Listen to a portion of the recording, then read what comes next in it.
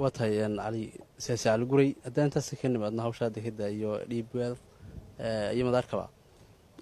brofesor cali khaliif galaadh iyo axmed ismaaciil samatar muddooyinkii ugu dambeysay somalilan bay ku sugnaayeen waxay jeedinayeen doodo kala duwan oo magaalooyinka dalka ku qabanayeen labada brofesor arrimohooda sidaad u aragtay boqolkiiba boqol baan raacsanaa waxbaba iskuma diidan aniga waayo dadkii ka talinayey qalbiga 60kii ayuu cali garaad jaamac yidhi iyadoo kawnsalkii 33 ahaa fadhiyo markii la yidhi aan raacno soomaaliya ayuu cali garaad jaamac oo dhulbahanta ah yidhi waar umul baa la cadad bixiyaaye 6 bilood israacaa dib inoogu dhiga warmaha lagu boobay hadda cali khaliifkaa idinla hadlaya ee leh war aynu somalilan aynu wada leenahay samaysanno markuu sidaa yidhaah waxaa lala soo boodayaa idhiin may iyo waana la xasuuqay iyo war xasuuqa laguma helo dee qarannimo eh hadduu ku yidhi aniga layma xasuuqina dee iga taga daba oo waxaad samaysataa somalilantii dadka la xasuuqay hadduu ku yidhaah ile xaq buu leeyahay isna waxaabuu ku odhan karaa dawladdaydii daarood baad rid markaa adeer waxaa tegey ma aha waxaynu inuu mustaqbalkeenna waxa go'aaminayaa noqdo wixii tegey maaha mustaqbalkeenna aan uga tashanno unbuu cali khaliif leeyahay cali khaliif wax kale ma leh iminka idhiin may baa maalinta qaranka laga dhigay ugu weyneed soo maha tiyooriyadaha dagaalka oo dhan arag waa farac asalkiina muxuu noqday 60kii madax bannaanidii soomaaliya u sugantay goormay u sugantay 26kii joog marka farac buu noqonayaa idhiin may asalkiina waxaa noqonayaa 26ka joog ee loo dagaalamay dagaalkuna miinis buu ahaa ind muu ahayn dhammaad muu ahayn haddana maxaa looga dhigayaa waxaa laga baqayaa isaaq oo de saas waa loo dhintayoo waa la dhintay xabaalahaayii baa la soo faqayaa war waxaasi wax dad loogu sheekeeya maaha ee qarankan ma wada dhisannaa oo ma wada yeelannaa xaggeed ka keentay inaad 750 xubnood isaaqba ku yeesho golaha 25na ay dadka la dega isaaqoo dhammi ay 25 xubnood ku yeeshaan kitaabka qoraya halku ka yimi aan wax wada yeelana dee waa taa dastuurka ha la furo ma aha qaynuun in cali loo furo cali khaliif in dhulbahanta loo furona maaha waa in innagoo isu dhan aynu eegnaayo wixii inaga qaldan aynu ku wanaajinayno dastuurkeenna iyo goorta ugu habboonee aynu furayno dee innagu aan kaashanoo lesnad ha loo saaro laakiin cali khaliif baa heshiis ku galay khaatubaa heshiis lagula galay in dastuurka la furo dee anigu khaatubo ka hor baan qabay in dastuurka la furo khaatubana mey waanan qabaa haddadan in la furo marka innagaa le dastuurku inama laha ee dastuurkii ma wanaajisannaa oo mid ina wada qaada oo aynu iska wada dhex aragno oo aynu si cadaalad wax ugu qaybsanno ma samaysannaa haddii burco maalintii aad xanaaqsanayd lagu sii daayo wax walba dee ha ka dhigin burco in dadka kale ay representationkii isaaq ku lahaa ay ku lahaayeen waxaa iman kara dad fara badan oo aan aaminsanayn goonisitaag dad fara badan oo laga yaabo inay 90skii xataa rumaysnaayeen laakiin kolkay arkeen sida ay tahay dawladnimadan somalilan dad fara badan baa iminka aan haddii heli karayaan in gorgortan dambe ay soomaaliya la galaanoo muxuu federaalka iyo gooni isutaaggu dan ahaan marka aanad ka hadlayn haddaa caadifyadda isaaqa ee qalbiga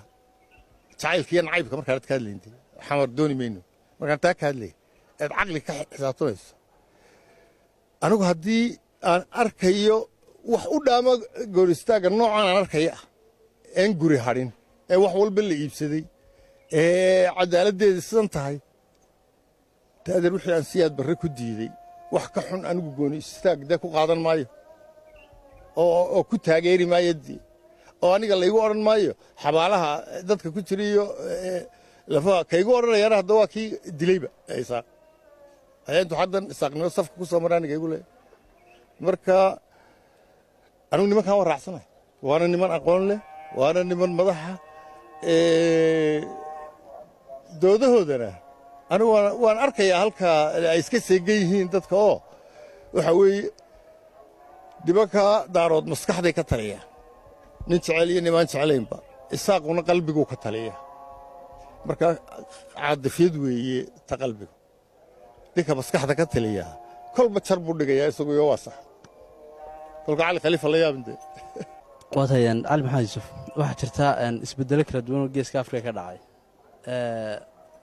sanadihii u dambeeyey ilaa waqti xaadirkan isbeddelada geeska ka dhacaya somalilan door intee lagbale ay ku leedahay ama kaalintii ka jirta badmanaysa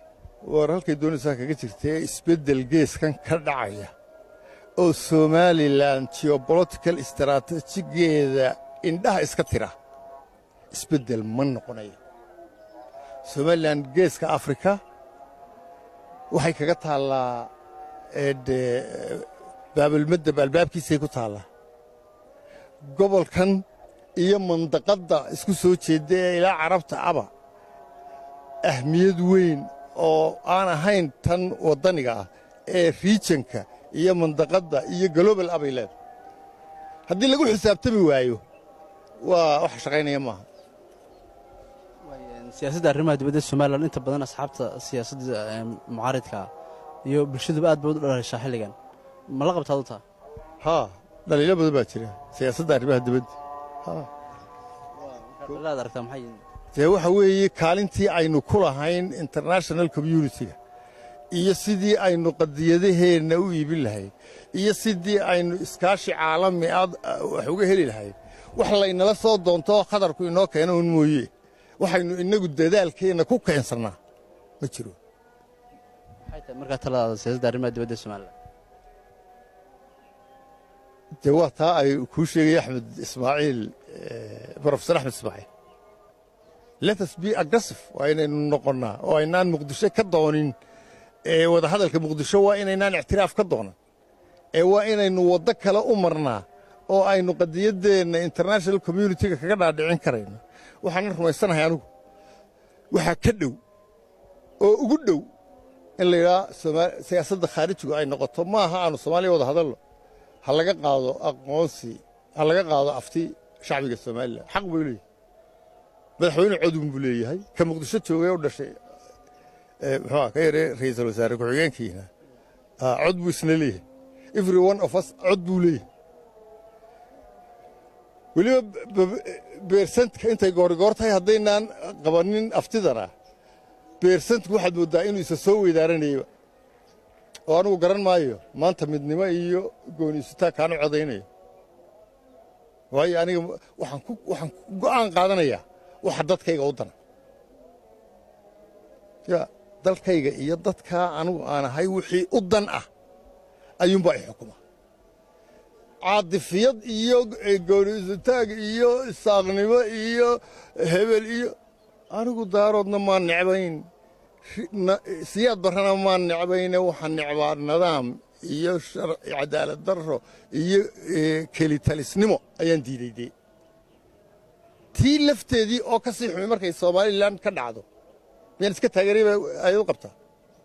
no ma taageeraya markaas waxaan leeyahay federaalkaasaa u dhaama marka anigu dhinka weliba esanami ninka esanami soo inuu aad uga duwanaado maaha wuxuu isticmaalayaa wixii siyaad barre isticmaali jiray dawladdii horena annagaana loo tirinaya oo esanama tanna annagaa lanoo tirinayaayo esanama waxa dalka ka dhacayna waa ogtihi dee markaa miyaan isku esanam ba adeernay marka waxaa ogol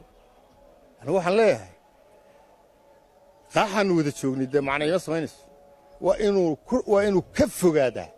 wixii aan ku diidey ee aan qoriga u qaatay ee aan kula dagaalamay siyaad barre